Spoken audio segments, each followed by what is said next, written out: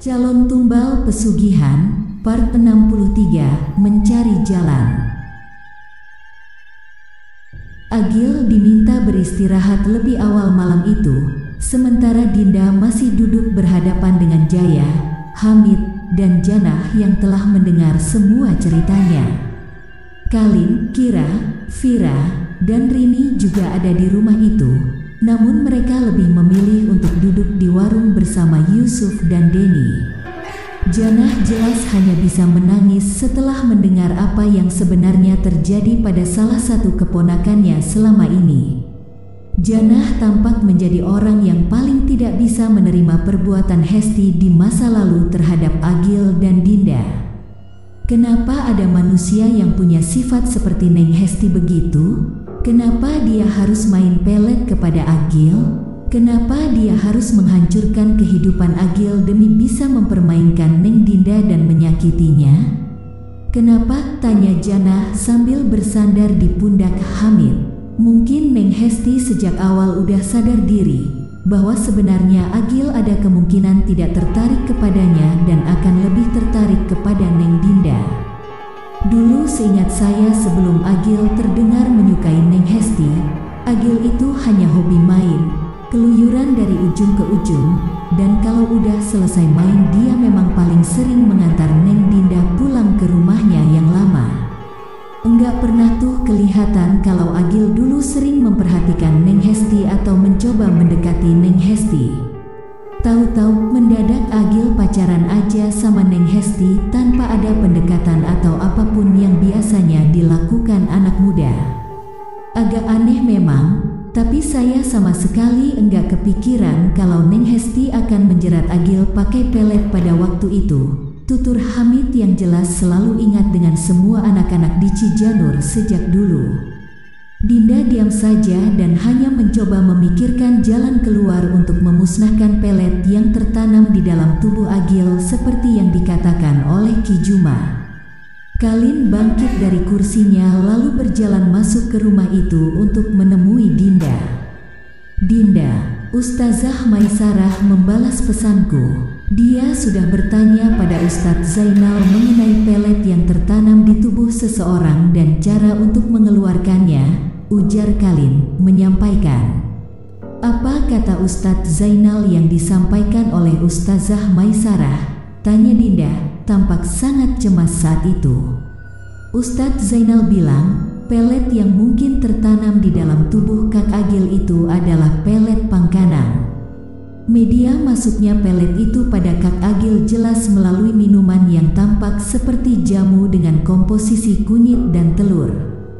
Setelah target yang dikehendaki oleh pelaku pelet meminum ramuan itu, pelet itu akan masuk ke dalam tubuh Kak Agil dan menetap jika tidak dilakukan penangkalan.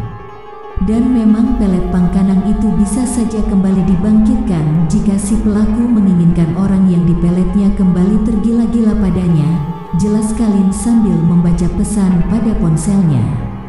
Lalu, cara untuk menghilangkan jejak pelet pangkanang itu dari dalam tubuh Kak Agil bagaimana? Tanya Dinda lagi. Menurut Ustazah Maisarah mengenai keterangan yang didapatnya dari Ustadz Zainal, Kak Agil harus menjalani proses ruqyah seperti yang biasanya. Tapi sebelum itu, Kak Agil harus puasa dulu selama 1 hari dan media ruqyah untuk menghilangkan pelet pangkanang itu adalah air zam-zam, bukan air biasa seperti yang biasanya kita pakai meruqyah seseorang. Dinda pun langsung teringat dengan stok air zam-zam yang ada di rumahnya setelah mendengar hal itu. Rini, panggil Dinda. Iya Din, sahut Rini yang tak lama kemudian masuk ke rumah itu. Stok air zam-zam di rumah masih ada, kan? Tanya Dinda. Alhamdulillah masih. Kita kan jarang minum air zam-zam itu kecuali lagi sakit. Jadi stoknya alhamdulillah masih banyak, jawab Rini. Alhamdulillah kalau begitu. Berarti kita hanya perlu memberitahu Kak Agil untuk berpuasa besok. Lalu setelah dia selesai puasa selama 1 hari, barulah kita lakukan ruqyah terhadapnya dengan media air zam-zam, ujar Dinda. Agil kembali keluar dari kamarnya hingga membuat semua orang kini menatap ke arahnya. Loh, Kak Agil belum tidur? Dinda kembali tampak cemas. Kakak enggak bisa tidur, Neng, ujar Agil dengan jujur terhadap Dinda. Tapi sekarang Kak Agil memang harus tidur. Nanti mau dibangunkan untuk sahur biar puasanya besok tidak terganggu, sahut Kalin. Kak Agil malam ini jangan tidur sendiri, ya. Biar Kak Agil merasa tenang. Mau ditemani sama Kak Deni atau sama Yus, tawar Dinda. Sama Bapak, boleh, tanya Agil. Boleh atuh. Masa iya Bapak mau melarang kamu tidur sama Bapak? Sok, masuk ke kamar Bapak. Sebentar lagi Bapak susul, titah Jaya. Agil pun segera beranjak menuju kamar milik Jaya setelah mendapatkan izin. Deni dan Yusuf masuk ke rumah itu tak lama kemudian untuk menemani Agil sebelum Jaya yang menemaninya. Ini, boleh enggak gue nanya satu hal? Rini meminta izin pada Kalin dan Dinda, tepat saat Kira dan Vira juga masuk ke rumah itu. Boleh, Rin, lo mau tanya apa? Dinda ingin segera tahu kalau Neng Hesti dulu pernah pakai pelet untuk menjerat Kak Agil agar menjadi miliknya. Kenapa Neng Hesti bisa enggak sadar kalau dia juga dipelet sama Roy dan dia bahkan enggak sadar ketika akan dijadikan perantara pelet oleh Roy untuk memikat Dinda? Tanya Rini yang tampaknya sangat penasaran dengan hal itu. Iya, benar juga tuh. Kok bisa? Neng Hesti enggak sadar kalau dia diperintahkan untuk menjadi media pelet oleh suaminya sendiri. Vira juga tampak baru kepikiran tentang hal itu. Karena media pelet yang Neng Hesti tahu jelas berbeda dengan yang Roy gunakan. Ki Juma tampaknya memberikan jenis pelet yang berbeda terhadap Neng Hesti ketika akan menjerat Kak Agil. Begitu pula saat dia memberikan pelet kepada Roy untuk menjerat Neng Hesti. Makanya Neng Hesti enggak tahu bahwa dirinya waktu itu dijadikan media pelet oleh Roy. Jawab Dinda, merasa yakin dengan apa yang dipikirkannya. Kalau kata Ustazah Maisarah, Kalin kembali membaca pesan di ponselnya. Kemungkinan pelet yang Roy gunakan kepada Neng Hesti adalah pelet lintrik. Medianya menggunakan foto yang dituju untuk menerima pelet. Foto itu biasanya diberikan ajian-ajian tertentu dalam dunia sihir ilmu hitam, lalu dibakar hingga menjadi abu. Abu tersebutlah yang nantinya akan dioleskan pada kulit orang yang akan menerima pelet.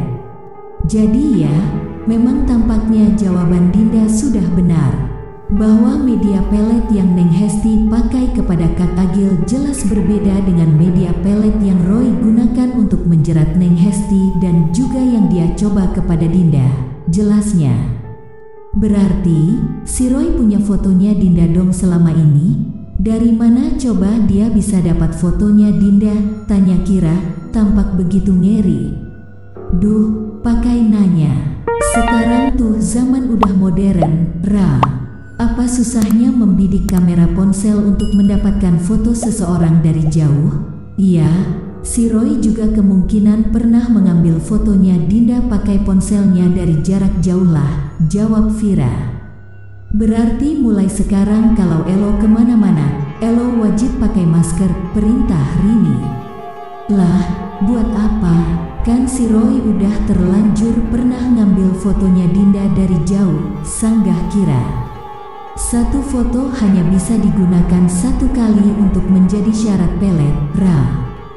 Jadi kita asumsikan saja bahwa Roy saat ini hanya punya satu fotonya Dinda yang sudah dia gunakan waktu itu untuk mencoba memberikan pelet makin menarik dan penasaran dengan cerita selanjutnya kan? Terus pantengin channel Asal Gawe.